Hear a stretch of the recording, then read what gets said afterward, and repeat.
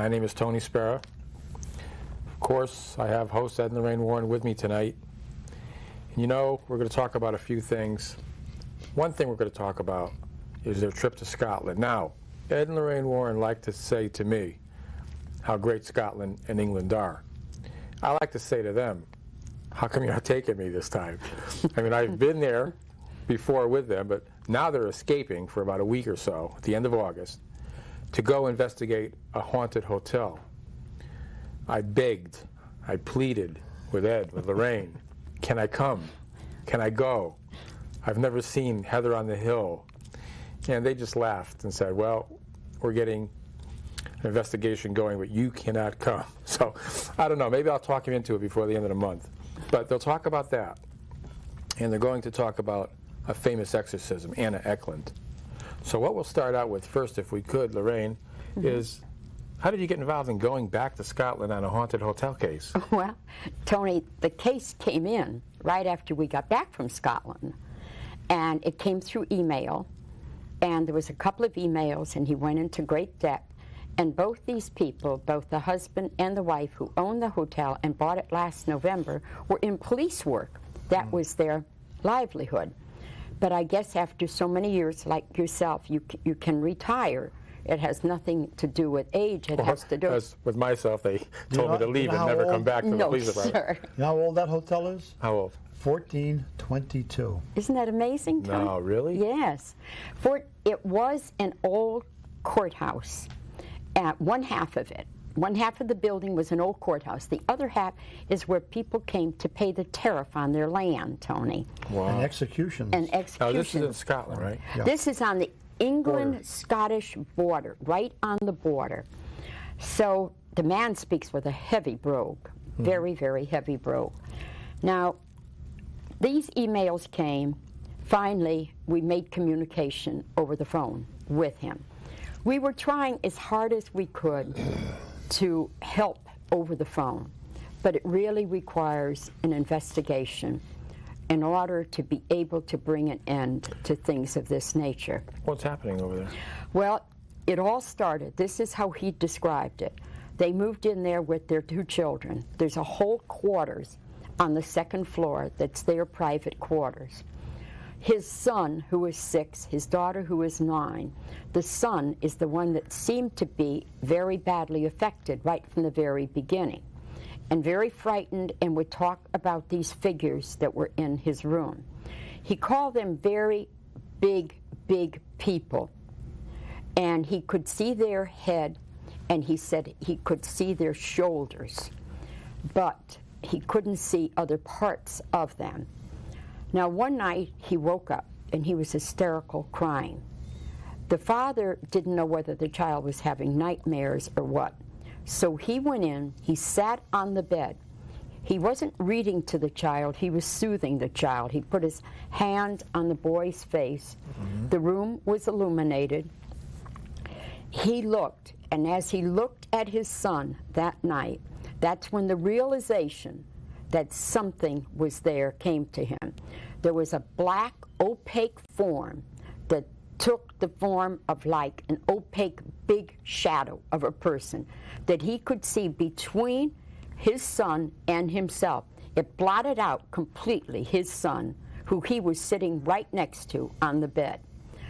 That's where it all began. Now, you consider these people to be very credible because they were police officers? Is that what they were? Police officers? Yeah, well, it's not just, yes, they were police officers. It's not just that they were police, Tony. It's the fact that when they bought this place, there is one employee, one staff member who had been there 30-some years, another one that had been there 18 years, and they told them in a lighthearted way that the building was haunted. But they didn't know if they believed things like that. Now it has reached the point where they all see these dark shadows. They're losing a great deal of business. Things move all over the bar, in the lounge. Doors, slam them. Doors going down to what he calls the beer cellar, where the beer they must keep the beer where it's cold. And that door came and hit him very hard in the face, almost enough, he said, to break his nose. I can't. One time, him and his wife. This is about 10 days or so ago. His wife had gone up to bed. He was downstairs. He was working at the bar with the bartender. There was a lot of people in. He decided to go up to check on his wife, who wasn't feeling that well. He sat on the couch next to her. He will tell you how many minutes he sat there. And he said, "Can you feel that behind us?" And she didn't.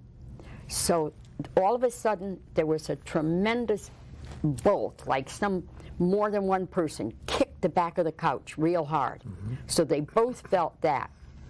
And she told him that she felt it too. I mean, it was obvious. Then the couch, which he describes as an antique couch that's very, very heavy, moved right towards the television set with the two of them on it. The doors open and close by themselves. What happens with the knobs, they keep turning by themselves. It's almost like The Haunting, that movie, It's The Haunting. almost like The Haunting. Well, they do hear voices, too. They hear mumbling, which we call magic whispering. Without going in the house, of course, you didn't, or the hotel, you didn't go in yet. No. But what's your gut feeling, Ed? What is it? Oh, very bad. I've talked with the man, and I can tell that he's genuinely frightened. Now, the guy was a police officer. I don't think he frightens too easily. And from the things that he told me, you know, after 10 minutes, I can tell whether or not a case is genuine. We wouldn't be traveling 3,000 miles away if we didn't think there was something in that So you hotel think that we it's could help legit? them with. You definitely yeah. think And it's legit. we are meeting with an exorcist there, and a very influential member of the Edinburgh Parapsychological University of Edinburgh. This man is affiliated with the University of Edinburgh and is also I was hoping this time you can bring me a souvenir back. Can you bring me like a coaster or something? Promise. Anything. Promise. A coaster, Promise, Tom. maybe a matchbook from a pub. I'm bringing back some heather. How's that? You can bring back some Heather too. I know. You know, what's her last name? But Tony, you've been there, and Judy has been there, and we know how much you love it, Tony. I love it. But this is going to be Don't bring me back any scotch. No? Okay? I don't want any scotch in a quart bottle Okay, Tony. with a brown label that says You want it in a barrel. Glenmorangie. I don't want that. You don't want that, okay. I don't want a special bottle of scotch that's gift wrapped. Okay? I don't want that. But go ahead. You want it in a barrel, right? Yeah. So anyway, The scotch there, ladies and gentlemen, is probably the best in the world. It is. I know because I tasted most of it. The single malt scotch is probably the best scotch in the world. oh yeah, Bar none. and anybody that's you'll love that's it. listening. Get some single malt scotch, you'll love it. Yes, it is. If you It's drink. very If you good. don't drink, you'll still love it. But we're going to, Tony, we normally do not do this. This is one exception to a rule. We are going to stay in the hotel. We're Are going you to guys taking stay. pictures or anything? Or what do you, Oh yeah. Oh well, Fox Oh, yeah. Television. Fox is the one that is bringing us there. Fox Television is bringing you there. Yes. They're going to Fox- film? They're Yes. yes. Taped film, whatever? They're We'll let you funding know, us. ladies and gentlemen, when it's going to be shown. Probably in October. Well, the best thing, Tony, is that people could check our website. Then they know when things like this are going to air, because we usually post it. Well, MTV wants us again to go into Fairfield Hills. And they want to film these 6 kids by themselves this time. Going in Ladies one and at a gentlemen, time. for those who don't know, Ed and Lorraine Warren went into Fairfield Hills with a group of young adults on a show called Road Rules for MTV, and it played like 87 times on MTV.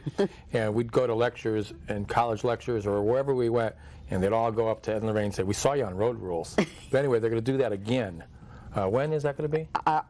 Well, we're going to be filming when we come back, Tony.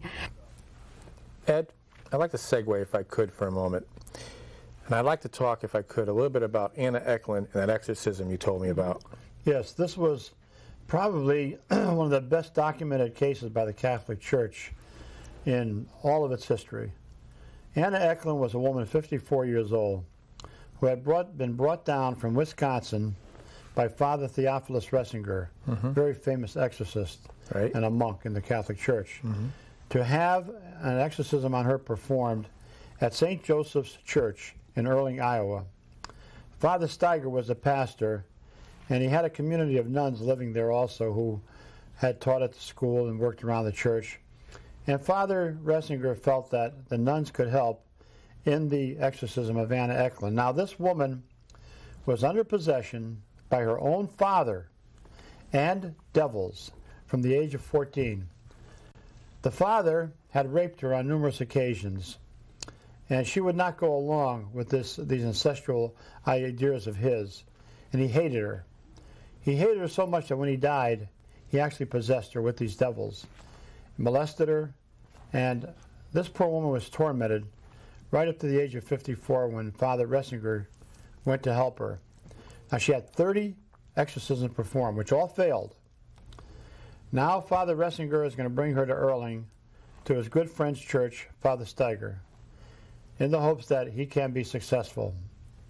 Well, they warned the crew on the train about what could happen, and things did happen on the train. Outward manifestations, movement of objects, sounds, very frightening things from the woman. Finally, they arrived in Erling. The church is only probably 3 blocks away from the railroad station. It's still a very small place. They brought the woman to the convent, and the nuns were all stationed around this woman on a cot. Mm-hmm. Suddenly, a loud, bellowing, hoarse voice came out of the woman. Terrible obscenities, filthy obscenities came from the woman's mouth, and she rose into the air and went up to the ceiling and clung to the ceiling by her hands and feet. Father Ressinger came in, and he pulled the woman down, and they tied her to the cot then. And the nuns constantly were throwing holy water at her. This woman, outpours of what looked like spaghetti and human hair came out of her mouth. Barrels of it. I'm talking barrels. I'm not talking a plate full or something. Barrels of it covered the room. The stench was so bad that the nuns who were in that room in the convent had to relieve each other every 15 minutes. Now, in the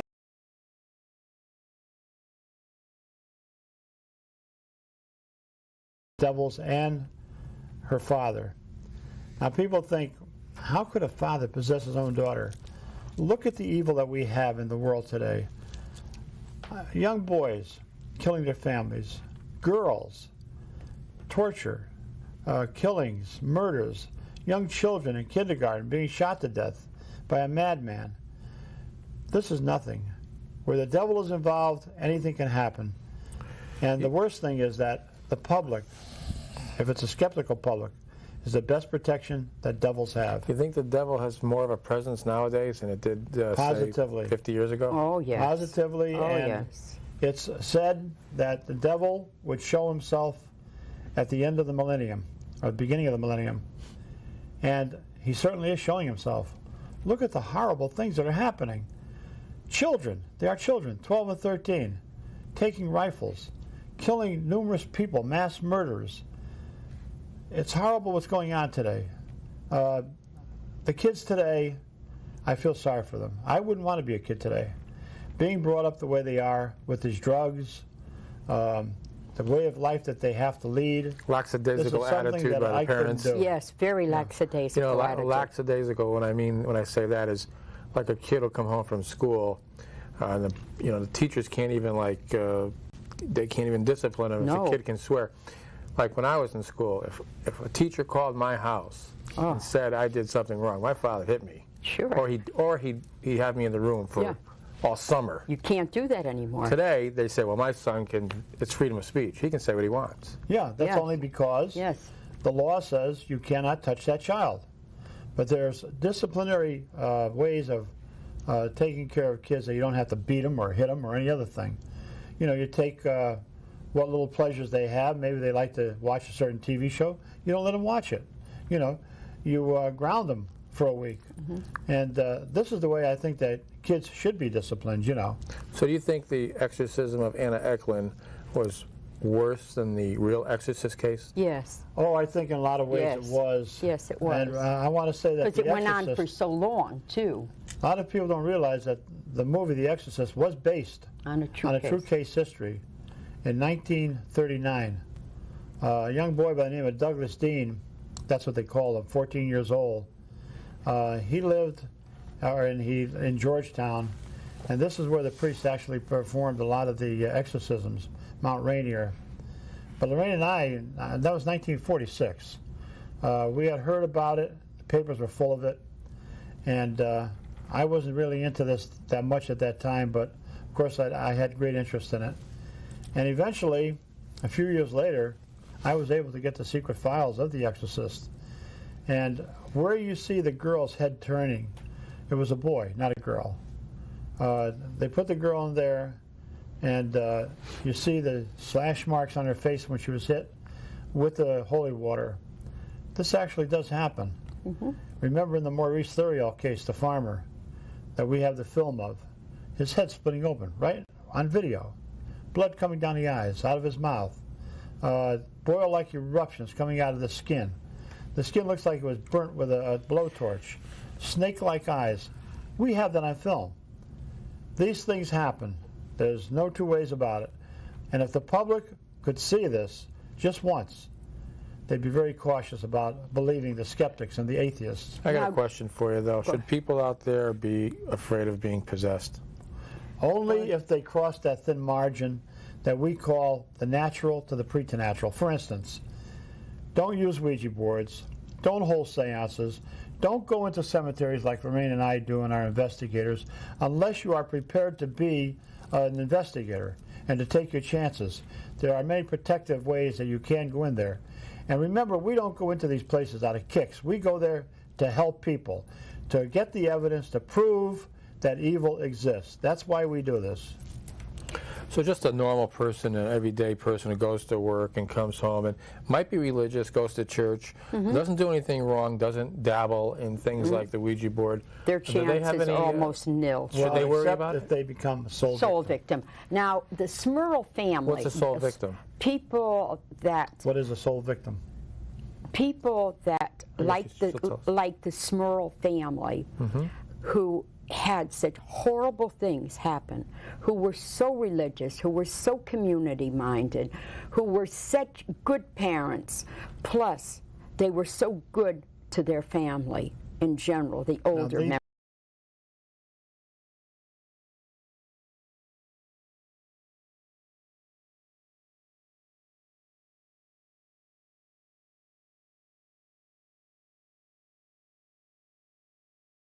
People maybe don't know who the Smurls were. The Smurl family was the case that Ed and I were involved in West Pittston, Pennsylvania, that became the book, The Haunt.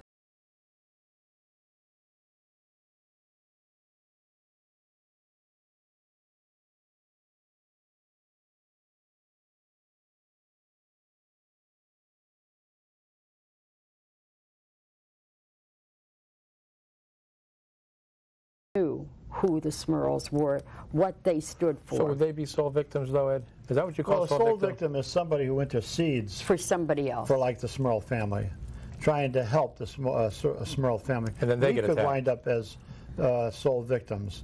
For instance, you know a person that's being haunted. You come to the Warrens. You say, "I'd like you to help my friends." We help them. Yeah.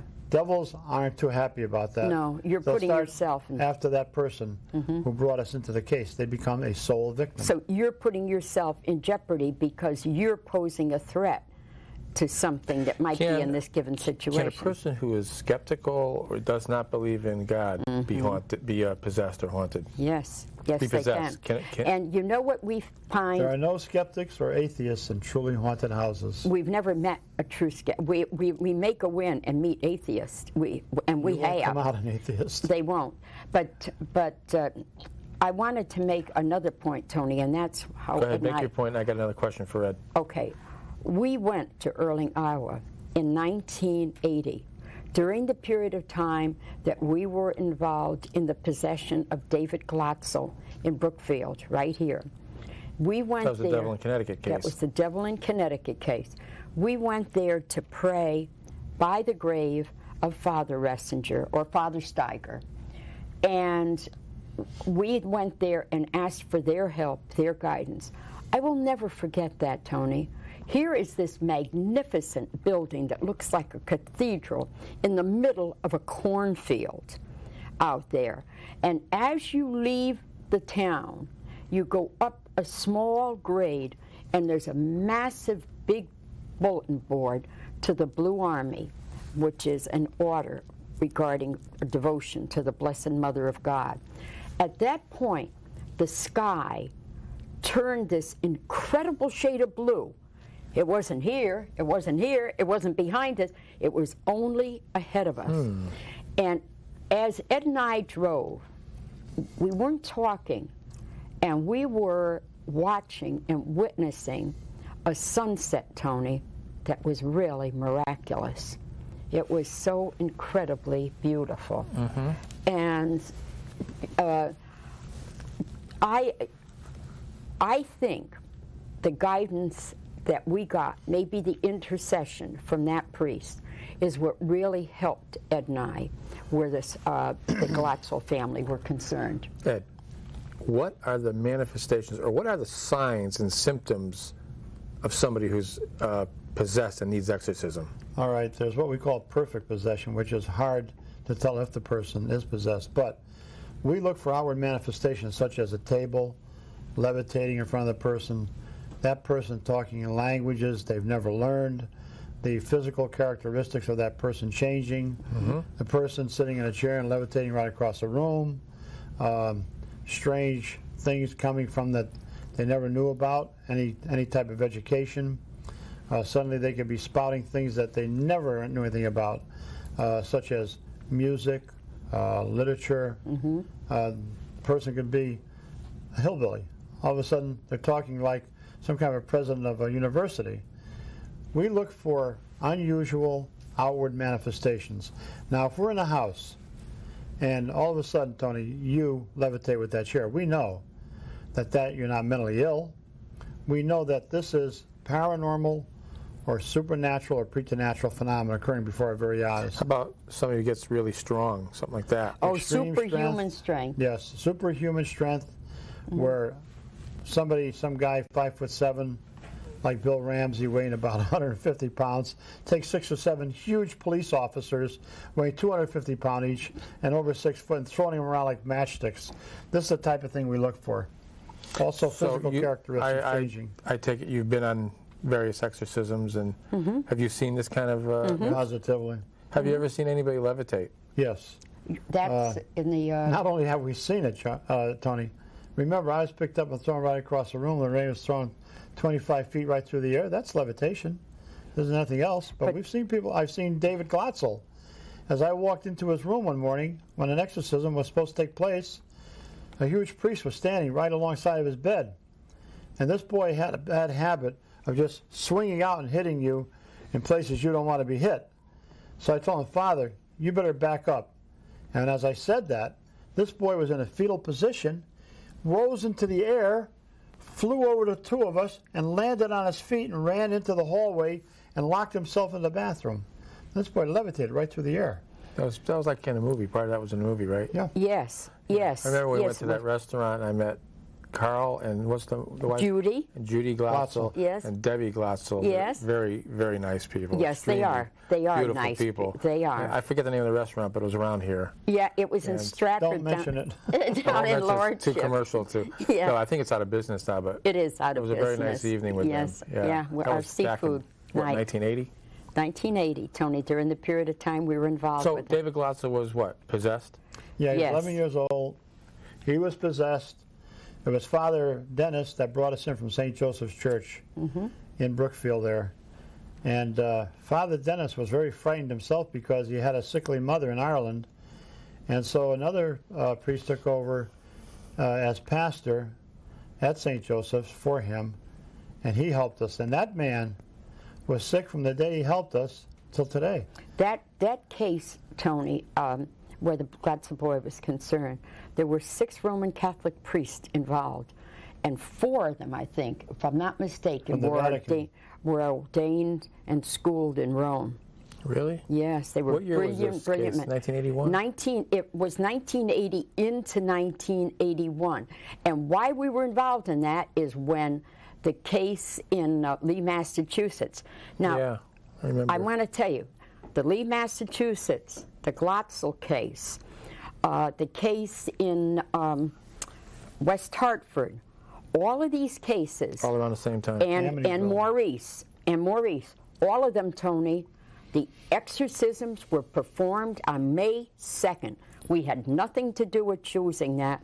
And Padre Pio, this year, a man who physically fought the devil and is up for beatification of canonization, was beatified on May 2nd by the Holy Father. That's not a coincidence. All right, so the whole scheme of things, we're going to wrap this up. The whole scheme of things, what's the worst exorcism that there ever was, in your opinion? In my opinion? Ooh, Maurice? Well, Was it Anna Eklund, or was it Maurice, or was it... I would say Anna Eklund. You think so? Yeah. Yeah, well... Anna Eklund had a lot more phenomena occur to him for a lot more years than poor Maurice had. But Maurice's case turned out in tragedy, as you know. He again became possessed after 8 years, killed himself, almost killed his wife. So that's a very bad case. And then Maurice was a wonderful man. He had a great sense of humor. Everybody loved him. They used to call him Frenchie. But again, it was his father and devils that possessed Maurice Theriault. Any last words for the audience as far as how they should guard themselves or just be careful? I'll say one thing. Never open doors to that world. And never, ever get involved in the work that Ed and I do without tremendous amount of faith, because that is the only protection that we have. Our knowledge is helpful, but it's only faith that protects you. That's good advice. Oh, and always remember to stay behind your wife. Yes. So if anything does happen, you'll be all right. They'll take the wife. Thanks, honey. Absolutely. That's good advice. And on that note, not stand by your man, stand behind your wife. On that note, I'd like to say goodnight to the audience. I'd like to say goodnight to Ed and Lorraine. We'll see you after you come back from Scotland. Don't forget the bottle of scotch. And for Ed Warren, for Lorraine Warren, for Charter Cable, I'm Tony Sparrow. Good night. Good night.